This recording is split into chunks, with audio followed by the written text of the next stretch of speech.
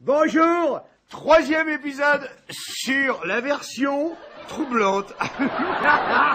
Ah putain. Ah, regarde ce que j'ai trouvé cette semaine. Eh, c'est quoi ça? Et c'est quoi ça? C'est quoi? Allez chercher.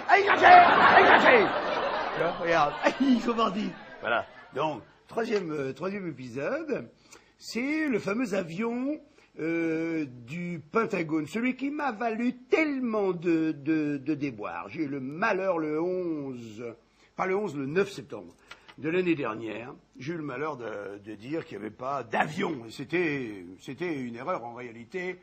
Je voulais dire que j'étais très troublé à l'idée que ce soit un Boeing 757, en fait, qui ait frappé le Pentagone. Nous sommes très nombreux à être troublés par cette version très troublante. Alors, je l'ai promis, je m'adresse directement à Barack Obama. Barack!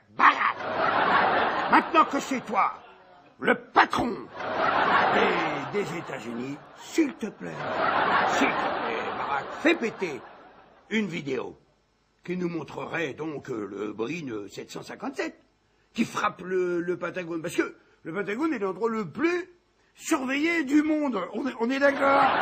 Il n'y a pas 3-4 caméras, il y en a 86 caméras qui surveillent partout le Pentagone. Impossible que tu ne l'aies pas, le Boeing 757. Plus les autres caméras qui sont à l'extérieur. Elles ont toutes été confisquées par le FBI. Alors maintenant que c'est toi le patron, Barack, je te le demande comme un ami. Barack, franchement, fais péter maintenant une vidéo. Hein, tu dis au FBI, hey, montrez-nous le Boeing. Ah putain, parce qu'il y a des familles de victimes qui ont tellement insisté. On nous a montré 5 images. Mais 5 images, on le voit pas, le Boeing 757. On voit une traînée blanche, tu vois. On voit une boule de feu qui sort, mais on le voit pas. Ouais, Barack, fais-nous péter le Boeing. Le Boeing 757, on veut le voir, le Boeing, qui rentre ses ailes, comme ça, et qui disparaît dans un trou de 4,50 m dans le Pentagone. Nous, on veut le voir. Parce que, franchement, c'est étonnant, hein, Boeing qui replie ses ailes. Oui, parce qu'il n'y a pas l'impact des moteurs, tu sais, de chaque côté du trou. Avant que le toit s'effondre, normalement, il y a le trou, puis il y a l'impact des moteurs, comme on le voyait sur les tours. On voyait bien sur les tours, les deux impacts, on voyait les ailes, les abdas. Là, on le voit pas. C'est très troublant. Alors, vas-y, s'il te plaît, fais-nous ça. Barack, vas-y. T'as des couilles, fais-le. Voilà. Oh, merde. Allez, voilà. Regarde. Allez hop, allez, ça m'a coûté deux Big Mac, mais tant pis.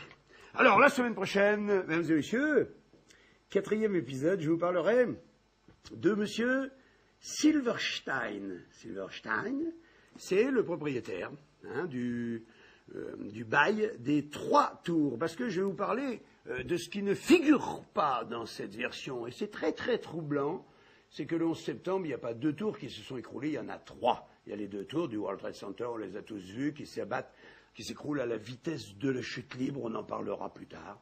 Et puis il y a la tour 7, touchée par aucun avion, qui a des tout petits incendies, qui s'écroule elle aussi à la vitesse de la chute libre. Silverstein, souvenez-vous de ce nom, parce que ce type est aussi très, très drôle. À la semaine prochaine. Bye bye.